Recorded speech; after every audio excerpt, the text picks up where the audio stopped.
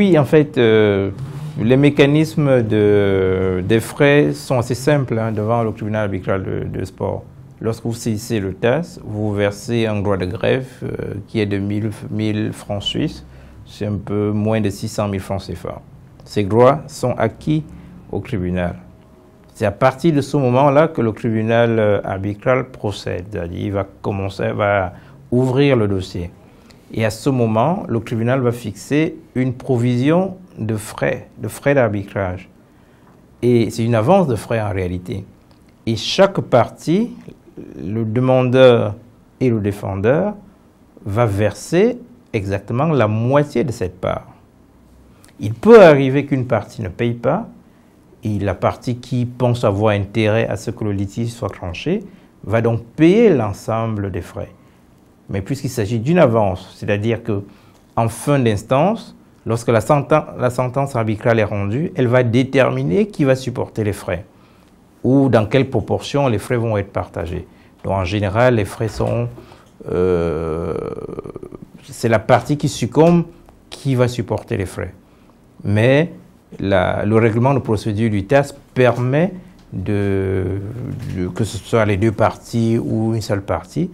Voilà, c'est pourquoi l'association des Comores a souhaité sans doute que la CAF paye sa part de frais. Ce n'est pas tout à fait incongru. Mais l'association comorienne ne dispose pas vraiment d'un moyen de contrainte. Même si, dans l'absolu, si on voulait y réfléchir, parce que la CAF n'est pas une partie comme une autre. La CAF, c'est la confédération des fédérations. Donc, elle représente aussi un tout petit peu les Comores. Donc, on pourrait penser que la CAF pourrait payer, et même si les Comores, parce que la CAF pourrait dire un bon père de famille, mais cette association a déjà du mal à payer sa partie, alors même que, en fait, le TAS n'ouvre vraiment le dossier que si la totalité des avances est payée, c'est-à-dire la moitié de chaque partie. S'ils ne peuvent même pas payer leur partie, comment ils vont me rembourser? Donc, légitimement, la CAF peut dire, d'abord, je n'ai pas intérêt. Deuxièmement, ils ne pourront pas me rembourser.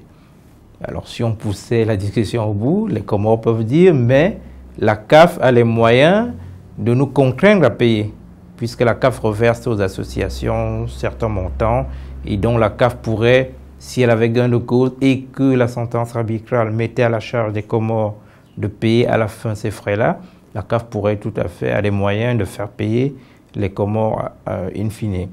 Mais je ne pense pas que l'association des Comores dispose vraiment d'un moyen de contraindre la CAF à payer.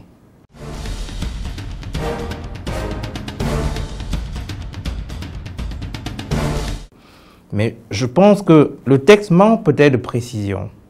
Le texte manque peut-être de précision. Ce n'est pas vraiment un vide juridique, parce qu'on peut penser que c'est un vide juridique, mais ce n'est pas un vide juridique.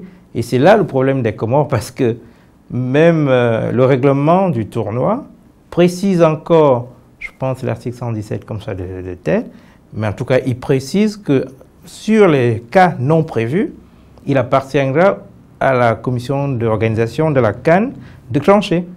C'est-à-dire que même si on se retrouvait devant une sorte de vide juridique, en fait, les Comores devraient demander à la CAN de donner la solution qui lui paraît la plus opportune. Donc,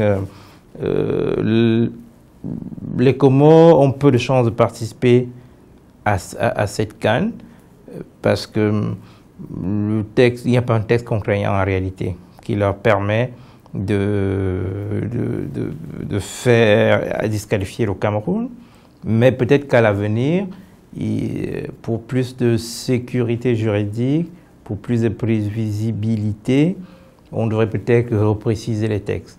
Repréciser les textes en tenant compte de cette nouvelle donne, qu'on peut être payé organisateur et à un moment si on est disqualifié en tant que payé organisateur, on reste dans la compétition. Parce que cela n'est pas prévu par